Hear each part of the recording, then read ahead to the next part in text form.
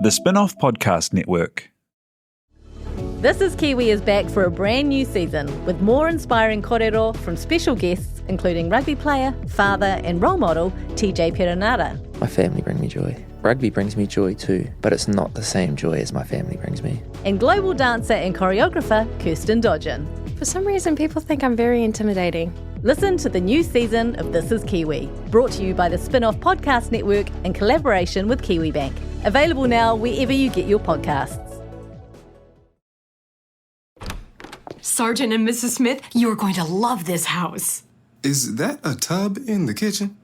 There's no field manual for finding the right home. But when you do, USAA Homeowners Insurance can help protect it the right way. Restrictions apply. It's 2003. Don Brash becomes leader of the National Party. Brian Tamaki starts his cute little community cult Destiny Church. Sadly, we lose Possum Bourne and Mark Todd's Olympic horse Charisma. Good Shirt Sophie is the single of the year at the New Zealand Music Awards, and Scribe's Stand Up, Not Many double A side is the biggest song of the year. Music videos were absolutely peaking, which is why MediaWorks blew up dusty old TV4 and replaced it with a youth music channel that had Juice TV shaking in its boots. Join us as we remember when C4 exploded onto our screens.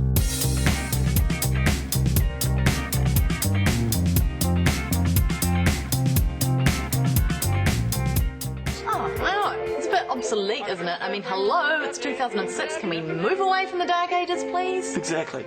Kia ora koutou and welcome to Remember When. It's your weekly dose of pop culture nostalgia and Aotearoa, brought to you by The Real Pod. My name is Jane Yee and I'm joined by the Clark Gayford to my Jackie Brown, Duncan Grieve. Wow. I suppose I am, aren't I? You really are. I suppose Clark Gayford is the Clark Gayford to my Jackie Brown as well, though. Yeah, that's true. There was a moment in time. Not that kind of moment in time, by the way. We'll get there. Really explaining it too much there, Jane. So C4 was a music TV channel. It was it came at a time when, God, as a nation, we really loved music. We really loved New Zealand music. We were still in the monoculture. So a lot of people were watching. And it was a channel that brought a lot of familiar faces to our screens who have gone on to do some pretty exciting things, and then some who have just disappeared into the ether. It sort of reminds me of a few years after this, like so it was 2003. I think it was about 2005 when we had Close Up, Campbell Live, and Holmes on Prime. And there was a brief period of time when we had C4, Juice, and New Zealand's version of MTV. Yeah.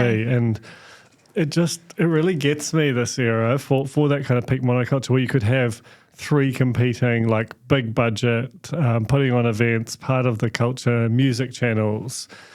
And I think C4, despite probably, being relatively short-lived compared to some of the others, during its span was the most prominent, had the most kind of culture wrapped around it. You could really it really interacted super well with that kind of New Zealand music scene you were talking about. And watching promos and sort of thinking about where it was, you're just like, that was a real moment. It was a real moment. And where would that stuff happen now, Yeah, and it was around the time as well that it was just like peak big day out and touring, lots of artists coming to the country. So there was lots of access to international artists.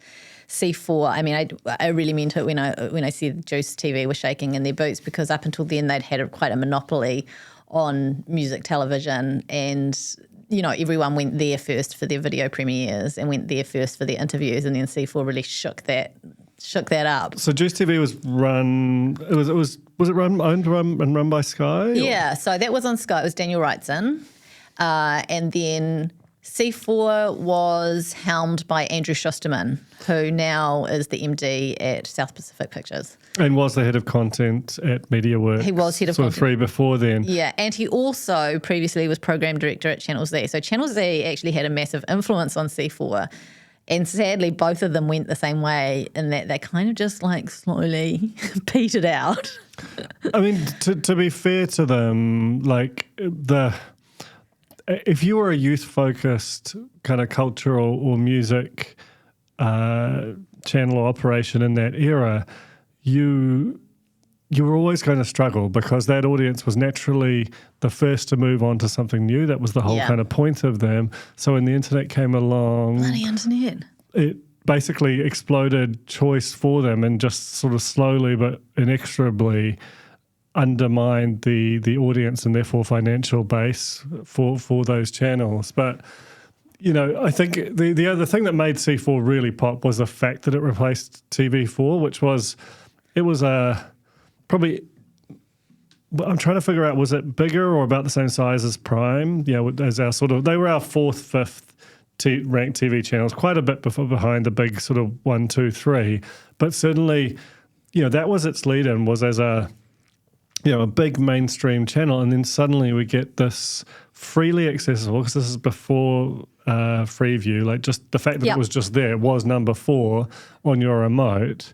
It just was like, it was kind of amazing. You get home from school, from uni or whatever, and there's just endless music videos during a time when that was kind of the center of music culture. And along with that, there was some, it came later on, but some TV programming. So you had like your South Parks and Futurama and that kind of thing. Jackass. Bit of MTV stuff that they'd bought. And you had these, it wasn't just endless music videos, you also had these shows that had like little skits in them, and they were presented out of this white studio that essentially was just the host in the room and then a technical director sitting off to the side. It was all extremely lo-fi. It's about as hi-fi as this podcast, right? Yeah, pretty much. That's what you're describing is where we are right now. Yeah, but it's interesting what you say about the internet and how that kind of just like blew everything up, because breaking news, the internet changed everything. Because there's like almost no C4 content on the internet, because it was basically the internet speeds being able to handle video. So it's just a lot of it's just gone, like hundreds, thousands of hours of television gone. It makes you kind of wonder there must be sort of some almost like citizen archivist out there who's got a bunch of gathering dust VHS tapes. Wayne Lewis, are you listening? Because you think about, it's a similar thing with Max TV, which was Auckland's, maybe it was the first music channel, and extraordinary. Like the amount of talent and the kind of creativity that was in that channel. I was in high school when Max TV was on, and I just remember being absolutely shocked by what they were doing on television. There was Cry TV in Christchurch, so there was a whole kind of DIY era that was also prologue to this, and helped inform the sort of chaos of it. So let's talk about some of the shows that were on there and some of the presenters. So you had Jackie and Clark were the launch hosts. They were the main hosts. They did things like the Homegrown Show, which was a New Zealand music show. They also had a show, I think, called the A-List, I want to say. Like they'd pop up at various stages across the week, and they were the only 2 full-time kind of employees as hosts, and the rest of the hosts came in and did their specialist shows. So you had Camilla Martin, previously from BFM. She may have been doing BFM at the same time, actually. I think so. And she did an alternative show. There was James Coleman from Channel Z at the time, who was doing a retro show called Flashbacks. DJ Severe did the Holler Hour, which was hip-hop. Jono Pryor of Jono and Ben fame, he started off doing Amped, which was a rock show. And then he also had this show called the Jono Show, the Jono Project, which then became the Jono and Ben Show ultimately. Because there was Pulp Sport, which was running in parallel, and ultimately that's what the combination of the Jono Project and Pulp Sport was what became Jono and Ben. Yeah, it was an era where there was a kind of a porous boundary between DIY, almost access television. That's where Back of the Wire started, and kind of more. But there was like a nice pipeline to, you make it through here. You can get a show on C4. If the C4 show goes well, you can get on mainstream television. That which you would assume to be quite fertile with sort of YouTube shows, it just doesn't feel particularly functioning the way it was then. Yeah, like Pop Goes the Weasel. So that was a music quiz show that Jackie Brown hosted that was put together by some guys I went to university with who I would never have imagined the trajectory they've ended up on when I think of them back then. But they are the Down Low concept who are behind 7 Days and a bunch of other highly successful TV shows. So I feel like 7 Days basically took Pop Goes the Weasel, like a lot of... I mean, they would have learned a lot, They would have learned a heap. Just getting to kind of make there are kind of things that would just happen in the process of making a show like that you really need to learn. You do not want to learn them with the bright lights of a primetime network show on. Di Henwood had a show. He was on C4 for a while there. I feel like that was a big stepping block for him in terms of his TV career. Twyla Blakely, obviously, after being on C4, went on to Shortland Street. Huge. There was a show called Steel Mill. I can't remember who. A guy named Greg maybe. It was like a Metal League kind of show. Nick D had the Sound Lab. He was ex-Max TV. Ex-Max TV, ex-M2, ex all the music TV shows.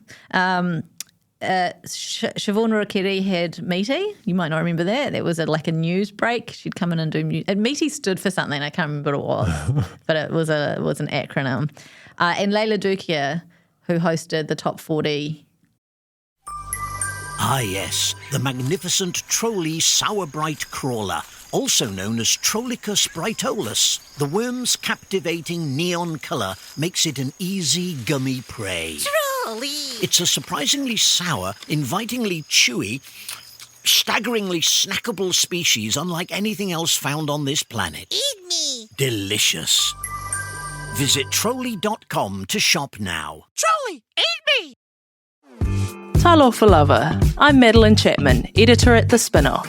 If you have the means, consider supporting our high-quality journalism by becoming a Spinoff member. Sign up now at thespinoff.co.nz/donate. Like countdown chart. You don't remember any of this, do you? You didn't watch it. No, I did watch it, but I was probably a bit aged out of the kind of glued to it type demo. At some point, Jackie Brown left C4. She left C4 to pursue a career as the light entertainment reporter for Campbell Live.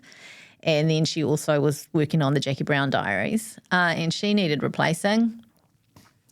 Who is around who sort of looks a bit like Jackie Brown but isn't Jackie Brown? That'd be me. I was working at the time at Satellite Media where I had been doing Squeeze music show, which was a New Zealand music show. But that had been shut down and I had just signed a contract to start doing like the music content on Vodafone Mobile. Oh my God. Yeah, I think you worked on that as well. I did. Yeah. That's crazy. That was such a bleak job because you had like 25 characters, not words, but your word count was measured in characters and it was so short. It was way shorter than a text. But it paid all right because I took a pay cut to go to C4. I had Andrew Schusterman and Leanne Borrett, who was a producer at the time, do a secret pickup. Like they drove by my work, like I jumped in the back. They took me to Vulcan Lane where we wouldn't be seen. And we had a secret meeting. They invited me to audition. I didn't realise that no one else was screen testing. And so I screen tested with Clark. And then 5 minutes after I left the building, they rang up to say I had the job, which was very exciting. Uh-huh. And then I started on the same day as Joel DeFries, who hosted Select Live for a period. Speaking of people who've gone on for He's gone on. Great, yeah. greater I mean, things. I'm here at the Real Pod, and he went on to present Blue Peter. Blue Peter. Which is an institutional. If you don't know, I mean, I grew up children's in the UK. The Blue Peter was I think it might have actually been the highest rating show in the country. Had like 4 million viewers even relatively recently. And Joel was like this lovely guy. I think, you and I were both friends with him when he was in New Zealand. And he went back to the UK and you're sort of like, he'll probably get a job as a runner or something there. But within, it felt like months, he was hosting the biggest show on TV. And when you're the host of Blue Peter, you become a tabloid fixture because the show is just that big. So he just became this like enormous celebrity. And no one here really got that. Like it just never became a big thing. The problem is it's called Blue Peter. Yeah, and true. you try and it just is almost impossible to imbue that with any importance unless you're literally raised on it. So he was ex-Channel Z too. He used to call into Bomber's Drive show as Geezer. And that's sort of where he first made his mark as like an 18-year-old. He's very young when he started on C4. Yeah. But it's amazing to think that of a caller to a show being able to, like this is the era we're talking about. That's user-generated content, baby. I mean, I'm so happy it was him and not Bomber who ended up on C4. So Joel and I both started on the same day, which was Valentine's Day, February 14th, 2005. And our first day on the job, we both were on air. Like, it was madness. It really is evocative of the sort of, this did have a big audience, but it had a tiny budget. I think the first year was like $4 or $5 million, which, you know, even adjusted for inflation, given the scale of the audience, that's a tiny sum of money. Well, it's on air, like a lot, you know. Well, yeah, and it had a big audience. Like, it was targeting 15 to 29-year-olds, which feels very narrow now, but back then, if you could get a decent chunk of them, you had a business, you know. So my time there, I started co-hosting with Clark Gayford. That was a time. I mean, I have so many stories. Can you tell some? Well, actually, he threw the most amazing parties at his house. He used to import lights, like LED lights, and he'd have like palm tree lights and flamingos and all this stuff in his backyard. And he would just have these amazing parties.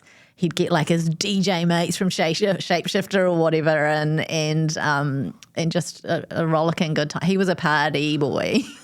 Did you invite me to any of those parties, or no? Did I what? Invite me to any of those parties? Because I didn't go to any of those. You weren't even watching the bloody channel. Well, yeah, but I would have if I could have gone to the party. I probably brought you to a party, didn't No, I? I don't think you did. We travelled a lot. Just moving on. We travelled a lot. We did like lots of stuff at like Southern Amp, Rip-On Festival. There were a lot of festies at the time. Parachute, Big Day Out, all of those things. Met lots of amazing artists, lots of terrible artists. Also, Paul Potts. Remember Paul Potts? He won Britain's Got Talent. That's right. I mentioned him because it's one of the few clips from C4 that we could find on the internet. Can we listen to that now? Okay. Paul Potts, it's lovely to meet you. May I shake your hand? Nice to meet you, sir. You're here because you won a talent show called Britain's Got Talent, which it turns out it does. But it's really only luck you entered in the first place, is that right? I understand it was a flip of a coin. I mean, I interviewed other people. Well, I mean, it's just such a dream of a situation for someone in their sort of early mid-20s to just bomb into this fresh channel where you can make it your own. You have to create a shitload of live TV. Yeah. Has to go out every day, and you just got to figure it out. What a dream. But I also did a lot of really embarrassing things. Like there was one promo that I'm very grateful. I actually ultimately net positive that there's not a lot of coverage of C4, or at least my era of C4 on the internet, because there was one where I had to dress up in a Kill Bill outfit and we did a whole kind of like Kill Bill themed promo for our show special features. There was a lot of what we call, literally in the run sheet for the show, we called fruit, and they were like little skits that went into the ad breaks of all sorts of just embarrassing things that we used to do. Was there a real kind of JP pranky kind of culture? Yeah, there was a massive pranky culture. We would do things like, get Andrew Schusterman, like tell him that his car had been towed and all that kind of thing, and then you just like shoot him, like just like stomping up the stairs, really pissed off. This is our boss, and then just stick him on the telly like that. And that's good stuff. The best prank we ever did, though, it wasn't something. It was even for the telly, but we had this. It was terrible, a huge HR issue. But we had, we always used to go into people's emails. I heard about these. Yeah, we'd go into people's emails all the time when they left their computers open, and we'd change. We'd auto change things that they might say. So if they sign off their name and they're just like write Clark and then press enter, and it would come up with something funny, you know. And this was a different era for funny. This was a different era, and I found out some stuff. Like I stopped going into people's emails when I found out something that like I did not want to know. What kind of stuff? Just as a blind item. As a completely blind item, an extramarital situation. Ooh. Yeah. Anyway. And you didn't want to know that? No, because it put me in a position of knowing this about people. True. I don't want to know that. I was happy to suspect it. I don't want to know it. But one of the funniest things we ever did was went into, again, Andrew Schusterman, our bosses, this is the program director for the station. We went into his email. We selected everyone called Andrew in his mailing list, which included someone who was like massive at TVNZ, possibly even one of the heads of TVNZ, and suggested to this group that they start a Club Andy, and trying to just bring back the nickname Andy.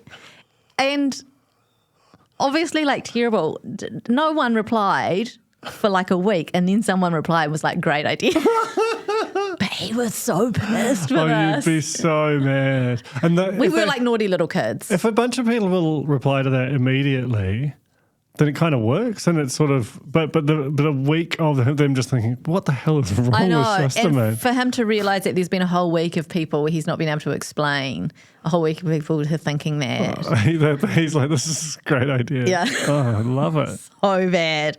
But yeah, it was the best job ever. Got to do so many fun things, got to like race minis, and the one thing that just jumped into my head that was not great was meeting the hedgehog. What's his name again? Jeremy Clarkson. No, the porn guy. Oh, Ron Jeremy. He's revolting. Yeah, there were a lot of things that we had to do that we probably like. I wouldn't do now. I wouldn't do again. But it was a time. And there's the Tuts. Do you remember that song Kay that became the theme song? The promos were always lovely. I've got a good little Crimbo promo here that we can show you. 4 Elvises, 3 silly hats, 2 turntables, and David from LOMNOP. Merry Christmas, everyone.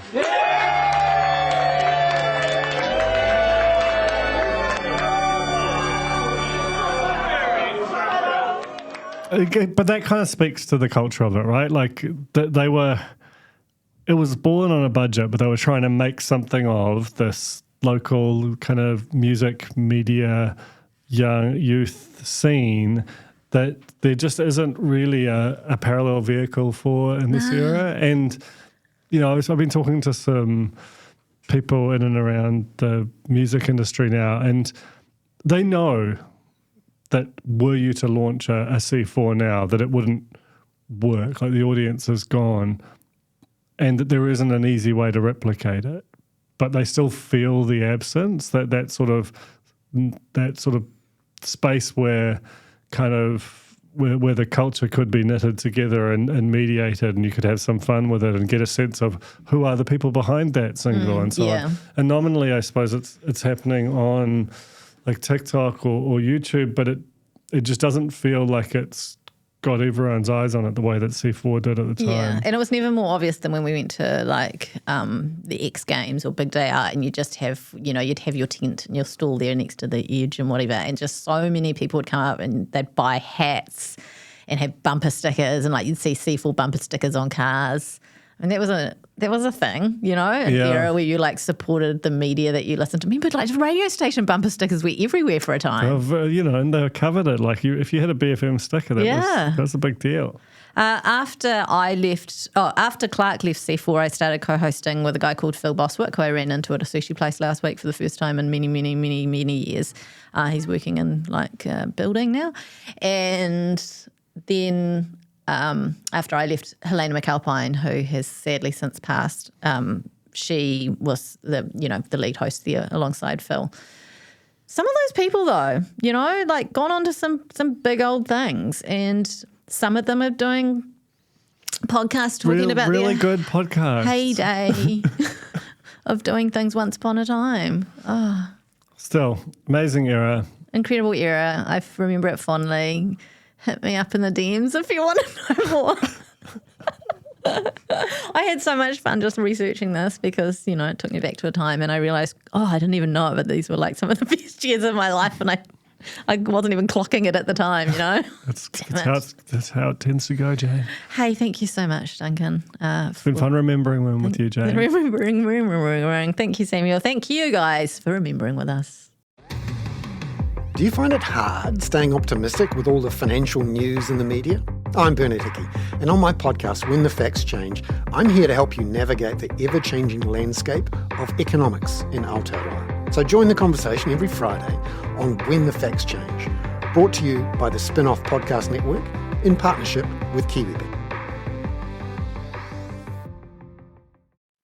Kia ora e te iwi, Te Aihe Butler here, podcast manager at The Spin-Off.